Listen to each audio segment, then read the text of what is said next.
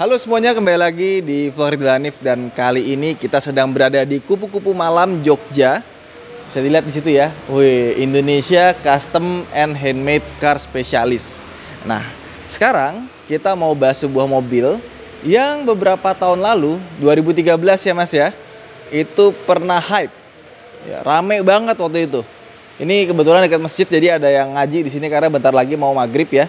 Nah, gue pikir ini mobil yang biasa dibikin sama Kupu-Kupu Malam, biasa buat kontes atau semacamnya ya. Tapi ternyata pas gue ngeliat buku ini, bagaimana mobil ini dirancang dan dibuat, ternyata ini adalah prototipe yang dibuat sangat serius. Jadi pas kita lihat sini ya, ini aja kita kesini pas bawa Hyundai Ioniq juga, mobil listrik. Katanya kalau besok dicasin dulu. Ini kalau misalkan ngecas itu 4 jam sampai penuh.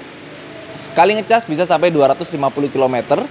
Kecepatan maksimalnya 220 km per jam. Betul begitu ya Mas ya? Ini menurut data ya. Tenaga mesinnya 180 horsepower. Tidak begitu besar, tapi torsinya lumayan besar, 240 Nm. Ya kalau untuk zaman sekarang mobil listrik tenaga segitu biasa aja. Tapi untuk zaman dulu itu lumayan. Mas Fian, boleh tahu ini mobil masih bisa jalan kan ya? Masih bisa jalan. Cuma basisnya dari apa Mas? Ini mobil kita bangun awal itu dari nol, dari sasis. Habis itu kita bikin clay mock-up, nanti kita cetak dengan karbon, lalu kita jadikan satu dan kita baru rakit kelistrikannya, sistemnya, lalu jadi seperti ini. Oke, jadi ini totalnya beratnya berapa Mas kalau boleh tahu? Itu sekitar 1,3 ton kayaknya. 1,3 ton ya, untuk mobil listrik 1,3 ton tuh ringan loh. Oke, di sini ada bukunya. Ini tentang desain, sketsa, komputerisasi 3D, kajian teknis, fitur kelengkapan, dokumentasinya nih ya. Awalnya itu desain 3D-nya seperti ini nih. Wow, keren ya. Tapi biasanya kalau mobil desain pertama kali bagus, tapi nanti kalau udah masuk ke engineering Ya, itu kita sesuaikan dengan... harus disesuaikan, nggak bisa idealis ikutin desainnya biasanya. Oke. Nah, ini akhirnya bentuknya seperti ini ya Mas ya. Oke, ini 3D-nya. Nah, ini shell-nya, ini rangkanya ya. Ya, oke, ini jadinya kayak gini. Jadi ada banyak desain. Ini kayak Ferrari Portofino ya. Tapi dulu Portofino belum ada. Nah, ini bikin rangka dari tubular ya. Ya, tubular. Nah, ini di sini bikin rangkanya dari nol. Ini pembuatan rangkanya. Rangkanya itu udah bener di desain pakai kajian teknis yang sangat mendalam. Terus di sini dihitung juga von Misesnya, kayak tekanan buat ke bawah ya, biar bodinya kuat. Nah, ini diliatin buat stress testnya Mas ya. Stress test 3D. Ini kalau nggak salah di Salatiga tuh ada yang bisa menghitung stress test seperti ini secara 3D. Namanya Detect Engineering. Safety faktornya juga di tes ya. Ini kayaknya karena belajar dari Tucuksi kemarin ya, kan kemarin nabrak ya. Tapi riset pertama ya ini berdua. Tucuksi nabrak aja orangnya selamat ya. Ya, selamat. Alhamdulillah ya. Pak Dahlan selamat. Nah, ini ada data apa ini? Coefficient drag buat body aerodynamic. Oh, ini coefficient drag-nya juga dihitung ya. Ada perbandingannya di halaman sebelumnya itu dengan mobil-mobil lain. Satu lagi. Ya, ini. Oh, Selo 0,32 ya. Wow. Ini apa nih Mas? Itu Contours of velocity. Oh, oke. bentuk anginnya. Jadi kalau misalkan mobilnya jalan, ini anginnya kurang lebih seperti ini. Jadi aerodinamikanya dipikirin bener-bener ya. Ya, karena kan berpengaruh dengan efisiensi kinerja baterainya juga. Terus di sini ada, lihat deh, ada diagram kelistrikan juga. Ini DC converternya,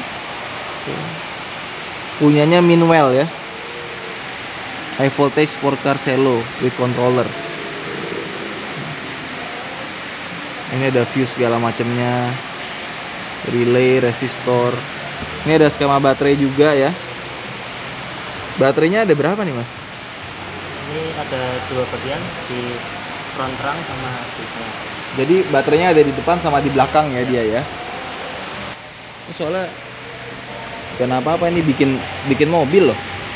Dan ini pakai baterai dari Indonesia, NS Lithium ya Mas ya. Ya. Tahun segitu udah ada berarti baterai buatan Indonesia ya. Motor and controllernya dia pakai apa nih Mas? EVD ya. Ya. Nah ini motornya speknya di sini. EVD itu buatan US, Ya. buatan Amerika Serikat. Oh, ini brake line diagramnya, ini sasis selo. Oh, ini pas bikin mockupnya ya. Ya. Ini bikin mockup kecil dulu. Setelah udah jadi kecilnya, dibikin modeling yang versi 1:1. Pakai clay. Ini bikinnya di mana, Mas? Clay gini-giniannya? Ini ada di sini, Mas. Ada di sini ya. Baru bikin molding ya. Ya. Buat naik cetak ke carbon fiber. Ya. Oh. Oke. Nah, ini sasisnya nih ya. Ini bikin dari nol. Oh, ini bodi karbonnya nih setelah jadi ya. Ya, itu, Mas. Nah, ini ada ada listriknya, koplingnya. itu ada- Torque converter. Pakai transmisi berarti. Iya, matic. Oh, oke. Dia matic ya. Nah, finishing. Lampunya warna biru ya. Ya. Salah. Oke, dan ini mobil kalau kita lihat langsung itu lebih bagus dibandingkan di foto. Karena seperti mobil pada umumnya, supercar itu karena dia stance-nya rendah, kita kan eye levelnya segini nih. Ini mobil jadi kelihatan keren banget. Jadi ini ternyata bodinya karbon ya, Mas ya. Bukan dempul. Makanya berarti cuma 1,3 ton. Baterainya ditaruh depan sama di belakang. Boleh dibuka nggak, Mas? Depan dan belakang boleh dilihat ya. Nah, ini juga lampunya custom, bawahnya custom. Ini ada towingnya buat ditarik. Oh, dikasih hidrolik. Nah, ini dikasih velvet lagi ya. Tadi aku lihat di speedometernya tuh ada tulisan water. Dia pakai cooling system nggak sih, Mas? Ini ada cooling system. Pakai ini liquid. Pakai liquid. Jadi dia udah pakai liquid cooling system. Karena musuh baterai itu adalah panas salah satunya, temperatur. Kalau dia panas, degradasinya akan semakin cepat. Ini udah berapa tahun ya? 2013. 8 tuh. 8, hampir 8 tahun ya berarti ya, jalan ke 8. Wipernya cuma satu ya, Mas ya? Sebenarnya cuma satu. Ini kacanya bikin sendiri juga? Ini bikin juga. Mas. Kacanya bikin. Terus lihat di sini. Dia ini kacanya frameless. Kita buka seperti ini. Dia kan otomatis langsung nurun. Jadi seperti mobil-mobil frameless pada umumnya ya. Dan kalau pintunya dibuka, dia bukanya ke atas. Modelnya scissor gitu ya. Kita udah masuk ke dalam. Sepertinya kursinya cukup tinggi ya. Bisa direndahin nggak? Bisa. Gimana caranya? Itu elektrik kok.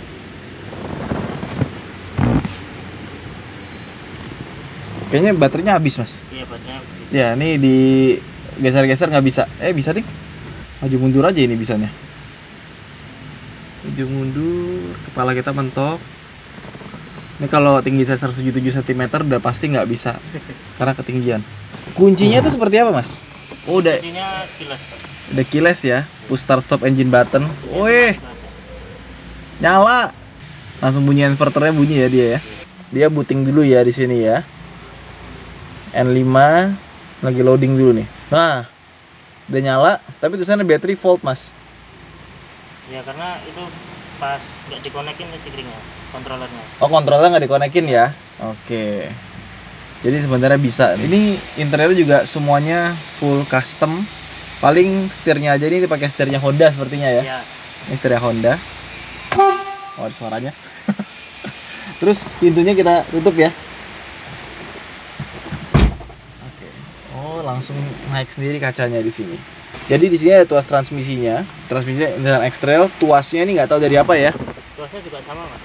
Oke, ini katanya tuasnya dari X-Trail. Ini ada head unitnya di sini dan oh, ini karbon.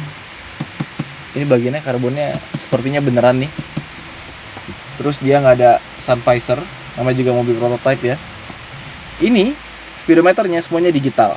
Jadi adanya cuma angka-angka seperti ini aja. Tapi dia bukan digital yang pakai LCD. Di sini ada, oke. Sini ada laci, ada airbagnya juga. Ada airbagnya juga. Oh, oke. Terus kursinya seperti ini dan dia itu 2+2 ya. Jadi belakang itu bisa dipakai buat orang. Tapi anak-anak sih karena kecil banget. Jadi ini pas kita masuk itu rasanya kayak masuk ke dalam sebuah supercar. Tapi memang secara desain dari luar sih keren banget sih. Oke. Ini juga tuas-tuasnya ini punya Honda ya. Ya. Ya sama lah. Kayak kita masuk ke dalam Tesla itu ya, tuas-tuasnya, tombol power window-nya itu pakai Mercedes-Benz punya dia. Oke, ya, kita keluar. Oke, masih dorong dikit ya. Yuk kita keluar. Terus ini desain belakangnya dan bisa kita pakai baterainya mereknya NS Lithium buatan Indonesia. Nah, ini bagian motor belakangnya. Itu buat apa, Mas? Ini buat ngecas.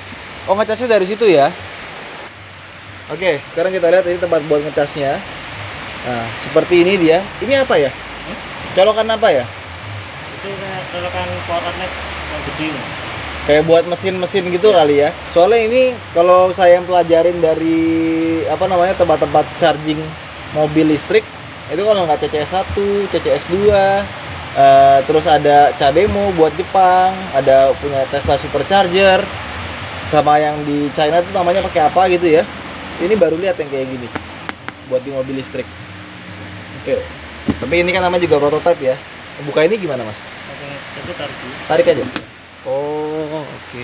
Nah, di sini kelihatan baterai dan kontrolernya di sini ya. Oke. Dan udah pakai liquid cooling juga ternyata. Jadi kurang lebih seperti itu bentukannya. Udah berapa lama nggak dinyalain nih, Mas? Terakhir itu bulan apa ya? Bulan April 2020. April 2020. Lama ya. Nanti kapan-kapan kita bawa boleh ya?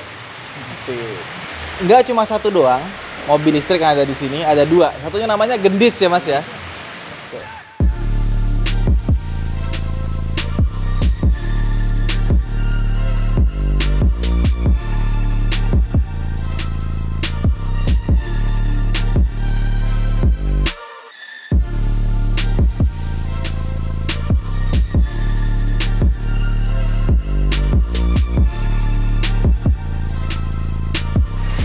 Ini mobil keren banget, Mas. Kacau. Dream car banget ini. Nah, ini namanya Gendis. Jadi Gendis, Mas. Gendis. Ini katanya ada 5 unit ya, Mas ya. Tapi yang di sini cuma ada 1 unit doang. Jaraknya berapa kilometer, Mas? Ini di bawahnya Selo speknya. Di bawahnya Selo ya. Iya.